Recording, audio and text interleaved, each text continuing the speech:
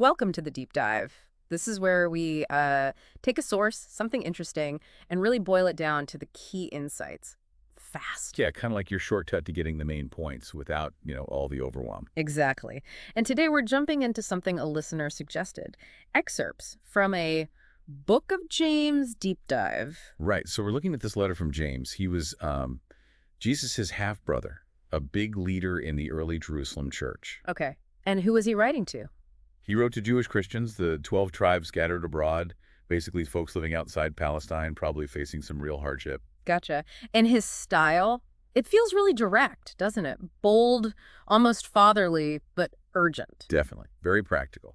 The Yeah. big themes that jump out are, well, faith needing to be action, not just talk, Mm. spiritual maturity, and just like how to live out your beliefs day to day. So he's not interested in just appearances. Not at all. James cuts right through that. He wants to know about the depth, the reality of your lived faith. So our mission for this deep dive. Uh, Basically to unpack the core stuff from James, especially chapter 1, but also hitting some key themes from later on. Yeah. We're looking for those, practical takeaways. How does this faith thing work in real life? Okay, let's get into it. Chapter 1.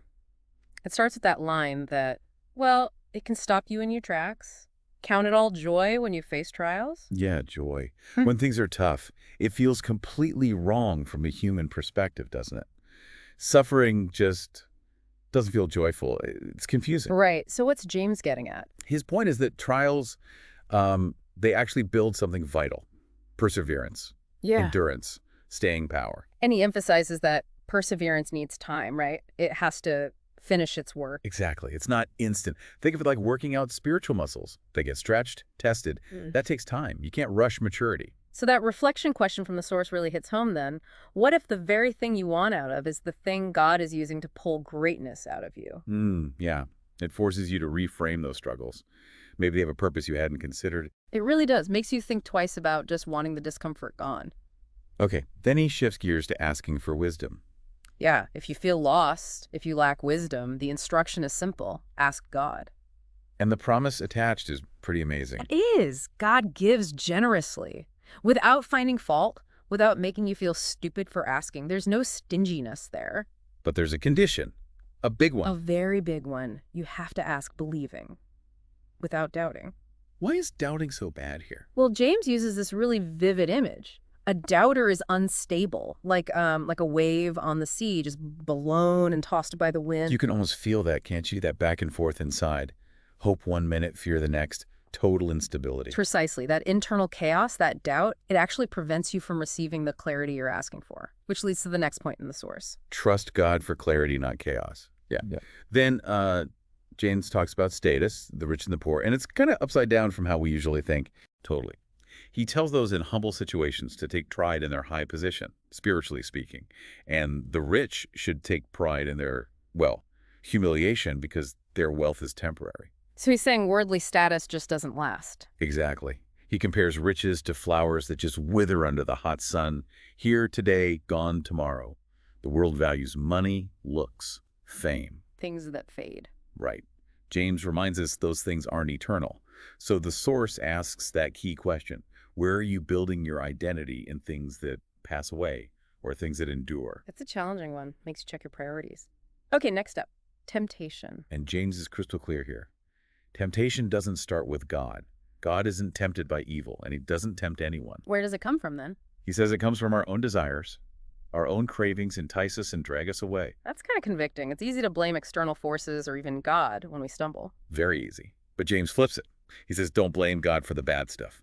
Instead, remember that every good and perfect gift is from above. So God's the source of the good, not the battles. He's the source of your victories in those battles. That's the perspective shift. Okay.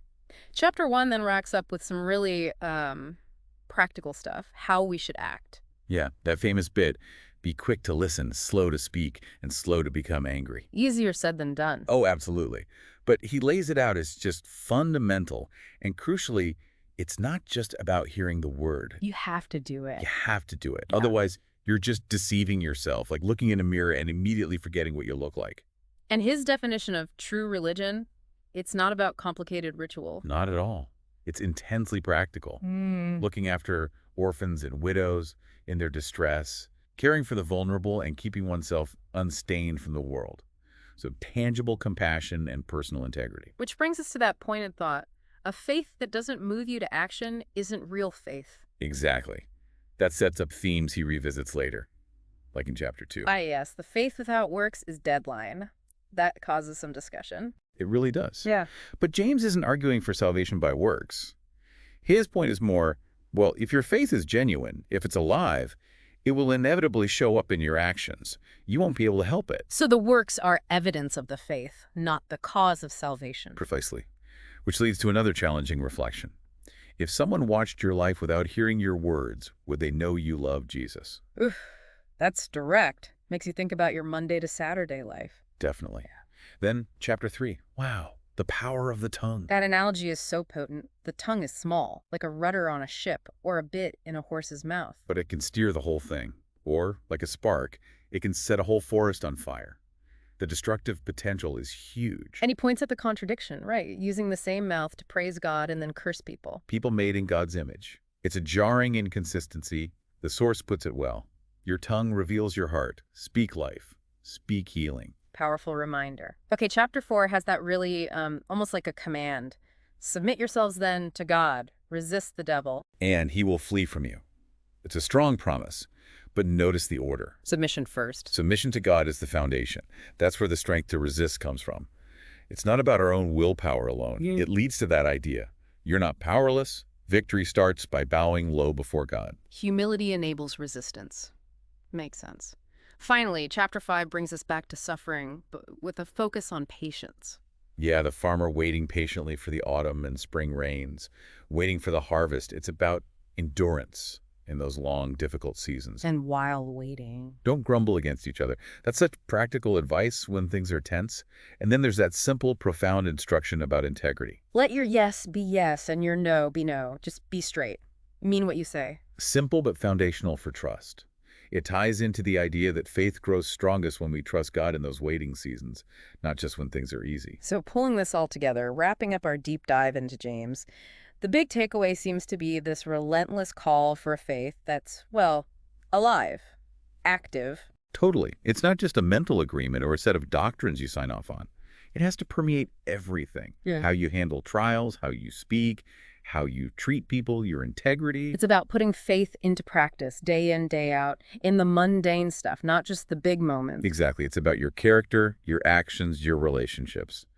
James really pushes for that observable reality of faith. Which leaves us perfectly into that final thought from the source material. It's a real challenge. Yeah. Consider, can your faith be seen? Can your love be felt? Would someone know something about what you believe simply by observing how you live your life from Monday to Saturday, not just on a Sunday? That's the question James leaves you with, isn't it? Does your life give evidence of your faith? Something for all of us to really chew on. Definitely something to think about long after this deep dive ends.